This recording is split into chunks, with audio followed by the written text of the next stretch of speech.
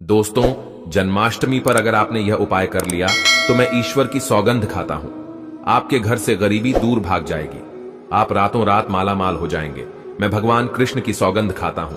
इस वीडियो को अंत तक देखें। आपका भाग्य ना चमक जाए तो मुझे बताना, लेकिन वीडियो पूरा ही देखना, एक लाइक जरूर करें। अगर आप भगवान कृष्ण से प्यार करते हैं, लड्डू गोपाल से प्यार करते हैं, राधा रानी से प्यार करते हैं, तो एक लाइक जरूर करना। जन्माष्टमी बार बार नहीं आती। सच्चे दिल से कमेंट बॉक्स में लिखे राधे राधे, जय श्री कृष्ण। दोस्तों, पंचांग के अनुसार इस साल भाद्रपद माह के कृष्ण पक्ष की अष्टमी तिथि की शुरुआत 26 अगस्त की रात 3:39 पर होगी। 27 अगस्त रात 2:19 पर इसका समापन होगा। ऐसे में 26 अगस्त 2024 के दिन कृष्ण जन्माष्टमी का व्रत रखा जाएगा। हर साल भाद्रपद मास के कृष्ण पक्ष की अष्टमी तिथि को कृष्ण जन्माष्टमी के रूप में मनाया जाता है। द्वापर में श्री कृष्ण परम पुरुषोत्तम भगवान का जन्म भाद्रपद की अष्टमी तिथि रोहिणी नक्षत्र और चंद्रमा वृषभ राशि में मध्य रात्रि में हुआ। उनके जन्म लेते ही दिशाएं स्वच्छ व प्रसन्न एवं समस्त पृथ्वी मंगलमय हो गई थी। विष्णु के अवतार श्री कृष्ण के प्रकट होते ही जेल की कोठरी में प्रकाश फैल गया। कृष्ण के प्राकट्य से स्वर्ग में देवताओं की धून दुबिया अपने आप बज उठी तथा सिद्ध और चारण भगवान के मंगलमय गुणों की स्तुति करने लगे। दोस्तों, जन्माष्टमी व्रत का महत्व।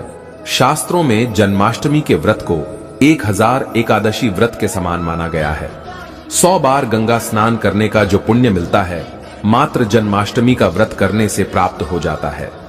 जाप का अनंत गुना फल देने वाला जन्माष्टमी के दिन ध्यान, जाप और रात्रि जागरण का विशेष महत्व है। इसलिए जन्माष्टमी की रात में जागरण करके भगवान के भजन कीर्तन करने चाहिए। भविष्य पुराण में इस व्रत के संदर्भ में उल्लेख है कि जिस घर में यह देव का व्रत किया जाता है, वहां अकाल, मृत्यु, गर्भपात, किसी भी मां के बच्चे गर्भ में नहीं मरते, गर्भ ठहरता है। वैधव्य, दुर्भाग्य तथा कलह नहीं होती। जो एक बार भी इस व्रत को करता है, उसे श्री कृष्ण का आशीर्वाद प्राप्त होता है। वो प्राणी संसार के सभी सुखों को भोगकर विष्णु लोक में निवास करता है। जन्माष्टमी पूजन विधि। हिंदू धर्म में भगवान श्री कृष्ण की पूजा सभी संकटों से निकालकर सुख, समृद्धि और सौभाग्य का वरदान देने वाली मानी गई है। जन्माष्टमी के दिन प्रातः जल्दी उठकर स्नान आदि से निवृत्त होकर स्वच्छ वस्त्र धारण करें। इसके बाद पूर्व या उत्तर की ओर मुख करके व्रत का संकल्प लें। अगर नॉर्थ ईस्ट में भगवान कृष्ण को लगाया जाए तो आप अपने जीवन में धर्म युद्ध में खड़े हैं, कर्म क्षेत्र में खड़े हैं, तो वहां आपकी जीत सुनिश्चित है और आपकी जितनी भी परेशानियां हैं उन्हें कान्हा दूर कर देते हैं। माता देवकी और भगवान श्री कृष्ण की मूर्ति या चित्र पालने में स्थापित करें। पूजन में देवकी वासुदेव, बलदेव, नंद, यशोदा आदि देवताओं के नाम जपें। रात्रि में 12 बजे के बाद श्री कृष्ण का जन्मोत्सव मनाएं। दोस्तों, जन्माष्टमी पर कान्हा को पीले चंदन या फिर केसर का तिलक जरूर लगाएं। साथ ही साथ उन्हें मोर का मुकुट और बांसुरी जरूर अर्पित करें।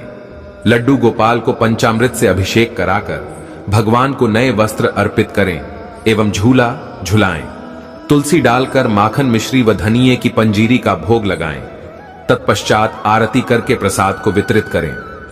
दोस्तों, कृष्ण जन्माष्टमी कब है? पंचांग के अनुसार इस साल भाद्रपद माह के कृष्ण पक्ष की अष्टमी तिथि की शुरुआत 26 अगस्त की रात 3:39 पर होगी। 27 अगस्त रात 2:19 पर इसका समापन होगा। ऐसे में 26 अगस्त 2024 के दिन कृष्ण जन्माष्टमी का व्रत रखा जाएगा। कृष्ण जन्माष्टमी की पूजा मध्य रात्रि की जाती है। इसलिए इस साल भगवान श्री कृष्ण का जन्मोत्सव 26 अगस्त 2024 सोमवार को मनाया जाएगा। दोस्तों, चलिए जानते हैं जन्माष्टमी पर श्री कृष्ण की जन्म कथा। दोस्तों, जन्माष्टमी की यह कथा चुपके से भी सुनने से समस्त तकलीफें, बीमारियां सब समाप्त हो जाती हैं। पितृदोष, मंगल दोष, काल सर्प दोष, शनि दोष तुरंत ठीक हो जाते हैं। आइए सुनते हैं जन्माष्टमी की कथा। दोस्तों, पौराणिक कथाओं के अनुसार भाद्रपद माह कृष्ण पक्ष की अष्टमी तिथि को भगवान कृष्ण ने माता देवकी की 8वीं संतान के रूप में जन्म लिया था। कृष्ण जी का जन्म मथुरा में कंस के कारागार में हुआ था। माता देवकी राजा कंस की बहन थी। कंस को सत्ता का लालच था। उसने अपने पिता राजा उग्रसेन की राजगद्दी छीनकर उन्हें जेल में बंद कर दिया था। और स्वयं को मथुरा का राजा घोषित कर दिया था। राजा कंस अपनी बहन देवकी से बहुत प्रेम करते थे। उन्होंने अपनी बहन का विवाह वासुदेव से कराया था, लेकिन जब वह मां देवकी को विदा कर रहा था, तभी एक आकाशवाणी हुई कि देवकी का 8वां पुत्र कंस की मौत का कारण बनेगा। यह सुनकर कंस डर गया। उसने तुरंत अपनी बहन और उनके पति वासुदेव को जेल में बंद कर दिया। उनके आसपास सैनिकों की खड़ी पहरेदारी लगा दी। कंस अपनी मौत के डर से देवकी और वासुदेव के साथ संतानों को मार चुका था। कृष्ण जी का जन्म इसके बाद भाद्रपद महाकृष्ण पक्ष की अष्टमी तिथि को रोहिणी नक्षत्र अंधेरी रात में भगवान कृष्ण ने देवकी की 8वीं संतान के रूप में जन्म लिया। श्री कृष्ण के जन्म लेते ही कोठरी प्रकाशमय हो गई। आकाशवाणी हुई कि विष्णु जी ने कृष्ण जी के अवतार में देवकी के कोख में जन्म लिया है। उन्हें गोकुल में बाबा नंद के पास छोड़ आए और उनके घर एक कन्या जन्मी है। उसे मथुरा लाकर कंस को सौंप दे। कान्हा चले गोकुल धाम। आकाशवाणी सुनते ही वासुदेव के हाथों की हथकड़ी खुल गई। सभी पहरेदार सोने लगे। कान्हा को एक टोकरी में बाल गोपाल को रखकर सिर पर रख लिया और गोकुल की ओर चल पड़े। कान्हा को गोकुल धाम ले जाने में वासुदेव को कई मुसीबतों का सामना करना पड़ा। यमुना नदी कृष्ण जी के चरणों को स्पर्श करने के लिए उफान पर आ गई, लेकिन चरण स्पर्श के बाद वो फिर से शांत पड़ गई। वो कान्हा को बाबा नंद के पास छोड़ आए और गोकुल से कन्या को लेकर वापस लौट आए। जेल अपने आप बंद हो गया और उनके हाथों में हथकड़ियां लग गई। कन्या के रोने की आवाज सुनते ही सभी पहरेदार उठ गए। कंस बंदी गृह आया। वो कन्या को देवकी और वासुदेव की 8वीं कन्या समझ उसे मारने चला, लेकिन वो आकाश में उड़ गई और फिर से आकाशवाणी हुई कि कंस को मारने वाला अब इस दुनिया में पैदा हो चुका है। बाबा नंद और उनकी पत्नी मां यशोदा ने कृष्ण जी का पालन पोषण किया। राजा कंस ने कृष्ण जी का पता लगाकर उन्हें मारने की खूब कोशिश की, लेकिन कंस की सारी कोशिशों विफल हुई और कृष्ण जी को कोई मार नहीं सका। अंत में श्री कृष्ण ने कंस का वध किया। राजा उग्रसेन को फिर मथुरा की राजगद्दी सौंप दी। इस तरह से जन्माष्टमी की व्रत कथा पूरी हुई। दोस्तों, आगे बढ़ने से पहले कमेंट बॉक्स में अपनी राशि भी डाल दीजिएगा। यदि हमारे पास कोई उपाय होगा तो वो आकर हम आपके कमेंट के रिप्लाई में बता देंगे। दोस्तों, जन्माष्टमी पर भूलकर भी ना करें। ये गलतियां तुलसी को लेकर ना करें। ये गलती जन्माष्टमी के दिन भूलकर भी तुलसी की पत्तियां तोड़ने से बचना चाहिए। दरअसल शास्त्रों में कहा गया है कि कृष्ण भगवान विष्णु के अवतार हैं और उन्हें तुलसी अति प्रिय है। ऐसे में इस दिन तुलसी की पत्तियां नहीं तोड़नी चाहिए। जन्माष्टमी से पहले आप तुलसी तोड़कर रख लें। बिना तुलसी के जन्माष्टमी का पर्व अधूरा है। भगवान कृष्ण किसी भी ऐसे भोग को स्वीकार नहीं करते जिसमें तुलसी पत्र ना पड़ा हो। ऐसा भोग पाप के समान होता है, जहरीला माना जाता है। चावल खाना, ये बात तो सभी जानते हैं कि एकादशी के दिन चावल नहीं खाने चाहिए, लेकिन बहुत ही कम लोग जानते हैं कि जन्माष्टमी के दिन भी चावल को खाना वर्जित होता है। चाहे आप व्रत रखें या ना रखें, लेकिन जन्माष्टमी के दिन चावल खाना शुभ नहीं माना जाता। तामसिक भोजन जन्माष्टमी के दिन तामसिक भोजन वर्जित माना जाता है। ऐसे में इस दिन मांस, मदिरा, प्याज और लहसुन नहीं खाना चाहिए। इस दिन गलती से भी लहसुन प्याज का खाना कभी मत बनाना, क्योंकि राहु केतु के कारण ही लहसुन प्याज की उत्पत्ति हुई है और भगवान विष्णु और राहु केतु के बीच में भीषण शत्रुता होती है। अनादर करना। भगवान कृष्ण के लिए सभी भक्त एक समान होते हैं। ऐसे में इस दिन किसी भी व्यक्ति का अनादर करने से बचना चाहिए। एक बार भगवान कृष्ण के भक्त ने एक व्यक्ति का अपमान कर दिया था। उसी क्षण भगवान कृष्ण ने अपने भक्त को श्राप दिया था, इसीलिए किसी का भी अपमान ना करें। गाय को सताना, गाय भगवान कृष्ण को बहुत ही प्रिय है, क्योंकि कृष्ण अवतार में उनका पालन पोषण एक ग्वाले के घर में हुआ था। ऐसे में जन्माष्टमी के दिन किसी भी गाय और बछड़े को भूलकर भी नहीं सताना चाहिए। भगवान कृष्ण गाय को सबसे प्रिय मानते हैं।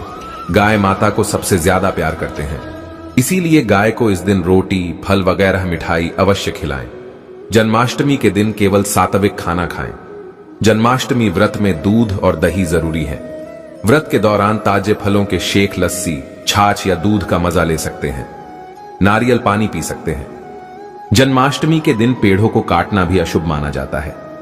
श्री कृष्ण हर चीज में बसते हैं और हर चीज उनमें बसती है, बल्कि हो सके तो इस दिन ज्यादा से ज्यादा पेड़ लगाने चाहिए। इससे घर और परिवार में सुख और शांति बनी रहती है। भगवान कृष्ण सदा पीपल के वृक्ष में रहते हैं। पीपल वृक्ष पर जन्माष्टमी पर जल अवश्य अर्पित करें। इससे वो प्रसन्न जल्दी होते हैं। दोस्तों, जन्माष्टमी के दिन ब्रह्मचर्य का पालन करना अनिवार्य होता है। इस दिन पूरे पवित्र मन तन से भगवान की पूजा करनी चाहिए। कम से कम इस दिन पत्नी से दूर रहना चाहिए। जो पति पत्नी जन्माष्टमी पर एक दूसरे से दूर रहते और संयम और नियम का पालन करते हैं तो उन्हें एक सुशील और सुंदर पुत्र की प्राप्ति होती है। ऐसे बालक का मुख भगवान कृष्ण की तरह होता है और शरीर भगवान कृष्ण की तरह कोमल होता है। जो लोग इस दिन व्रत रखते हैं तो उन्हें रात में 12 बजे से पहले अपना व्रत नहीं खोलना चाहिए। उससे पहले व्रत खोलने से पूजा का फल नहीं मिलता है और व्रत भी अधूरा माना जाता है। जन्माष्टमी पर करें इन मंत्रों का जाप। भगवान कृष्ण की कृपा से आपकी समस्त गरीबी दूर हो जाएगी। आप धनवान हो जाएंगे, माला माल हो जाएंगे। आपके घर में राधा रानी की कृपा बरसेगी, माता लक्ष्मी की कृपा बरसेगी। दोस्तों, श्री कृष्ण मंत्र क्रीम कृष्णायनम। भगवान श्री कृष्ण के इस मंत्र का जाप करने से धन धान्य की प्राप्ति होती है। ऐसे में जन्माष्टमी के विशेष अवसर पर इस मंत्र का जाप करने से साधक को शुभ फलों की प्राप्ति होती है। हरे कृष्णा कृष्णा कृष्णा हरे हरे, हरे राम राम राम हरे हरे करने से भगवान कृष्ण के कान खड़े हो जाते हैं। वो भक्त की पुकार अवश्य सुनते हैं। कम से कम इसका जाप 21 बार अवश्य करें या 108 बार भी आप कर सकते हैं। बहुत ही शुभ माना जाता है। दोस्तों, जन्माष्टमी पर जो स्त्री भगवान लड्डू गोपाल को झूला झुलाती है उसे अनंत काल तक बांझपन का सामना नहीं करना पड़ता है। भगवान लड्डू गोपाल की कृपा से ऐसी स्त्री को सुंदर पुत्र की प्राप्ति होती है। दोस्तों, जन्माष्टमी पर मोर पंख अवश्य लाएं और मंदिर में स्थापित करें। भगवान कृष्ण की बंसी जन्माष्टमी पर अवश्य लेकर आए। अगर आप व्रत रख रहे हैं तो भगवान लड्डू गोपाल के खिलौने आदि जरूर लेकर आना। इसे लाना मत भूलना और जन्माष्टमी पर कौड़ियां आप ला सकते हैं। भगवान कृष्ण की स्थापना कर सकते हैं। इस दिन गलती से भी किसी भी व्यक्ति को गिफ्ट के तौर पर भगवान कृष्ण को उपहार में कभी मत देना। इससे घर की लक्ष्मी रुष्ट हो सकती है। जन्माष्टमी पर सोने, चांदी, तांबा, पीतल की खरीदारी कर सकते हैं। शुभ माना जाता है जन्माष्टमी पर पालना अवश्य लेकर आना। इसमें लड्डू गोपाल जी झूला झूलेंगे। दोस्तों, जन्माष्टमी पर तुलसी माता के सामने भगवान कृष्ण के 4 नाम जैसे गोपाला, गोविंदा, देवकीनंदन और दामोदर पुकारे और साथ ही ओम नमो भगवते वासुदेवाय नम मंत्र का जाप करें। ऐसा करने से सभी समस्याएं दूर हो जाएंगी।